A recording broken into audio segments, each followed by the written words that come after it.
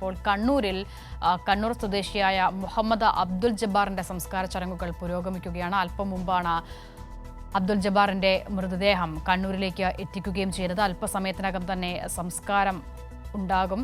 Postmortem നടപടികൾ പൂർത്തിയാക്കിയാണ് വീട്ടിലേക്ക് മൃതദേഹം എത്തിച്ചത്. ദൃശ്യങ്ങളിൽ കാണുന്നത് പോലെ നിരവധി ആളുകൾ മുഹമ്മദ് അബ്ദുൽ ജബ്ബാറിന് അവസാനമായി യാത്രയയപ്പ് നൽകാനായി കണ്ണൂരിൽ ഒത്തുകൂടുന്ന കാഴ്ച കൂടിയാണ് നമ്മൾ കാണുന്നത്. ഈ വിദ്യാർത്ഥികളൊക്കെയും വളരെ വലിയ പ്രതീക്ഷയുണ്ടായിരുന്നു. അവരുടെ കുടുംബങ്ങൾക്ക് ഈ വിദ്യാർത്ഥികളെ പറ്റി അപ്രതീക്ഷിതമായി അവർ വിട പറയുമ്പോൾ അത് താങ്ങാനാകാത്ത വേദന ആ കുടുംബങ്ങൾക്കൊക്കെയും ഉണ്ടാക്കുകയാണ്. അപ്പോൾ കണ്ണൂരിൽ മുഹമ്മദ് അബ്ദുൽ ജബ്ബാറിന്റെ സംസ്കാര ചടങ്ങുകൾ പുരോഗമിക്കുന്നതിന്റെ ദൃശ്യങ്ങൾ കൂടിയാണ് നമ്മൾ കാണുന്നത്. എം സന്തോഷ് കൂടി ചേരുകയാണ്. സന്തോഷ്, കണ്ണൂരിലും സമാനമായ കാഴ്ചകൾ കഴിഞ്ഞ മണിക്കൂറുകളിലൊക്കെയും ഇതേ നോവിലാണ് നമ്മൾ എല്ലാവരും കടന്നു പോകുന്നത്. ഇപ്പോൾ അബ്ദുൽ ജബ്ബാറിന്റെ സംസ്കാര ചടങ്ങുകൾ പുരോഗമിക്കുന്നു. എങ്ങനെയാണ് അവിടുത്തെ വിവരങ്ങൾ?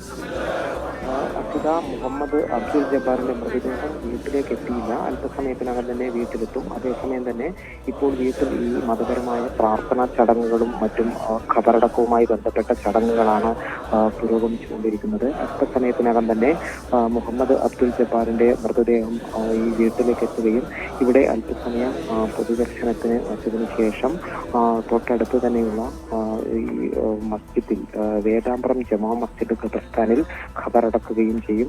ഇത്തരത്തിലുള്ള ആളുകളാണ് നാടിന്റെ നാനാഭാഗങ്ങളിൽ നിന്നും ഇവിടേക്ക് എത്തിച്ചേർന്നിട്ടുള്ളത്. അതോടൊപ്പം തന്നെ ഈ ബന്ധുക്കളും നാട്ടുകാരും ഉൾപ്പെടെ നിരവധി ആളുകളുണ്ട്. ജനപ്രതിനിധികളും എത്തിച്ചേർന്നിട്ടുണ്ട്. CPIഎമ്മിലെ കേന്ദ്ര കമ്മിറ്റി അംഗങ്ങളായ EP Jayarajan, PK Shrimati teacher, KV Sumesh MLA, M Vijin MLA, TV Rajesh ഉൾപ്പെടെയുള്ള പൊതുപ്രവർത്തകരും രാഷ്ട്രീയ നേതാക്കന്മാരുമെല്ലാം തന്നെ എത്തിച്ചേർന്നിട്ടുണ്ട്. ഏതായാലും ഈ നാടിന് വലിയൊരു താങ്ങാൻ കഴിയാത്ത ഒരു വേദനയായി മാറിയിരിക്കുകയാണ് ഈ മുഹമ്മദ് അബ്ദുൽ ജബ്ബാറിന്റെ വിയോഗം എന്ന് പറയുന്നത്.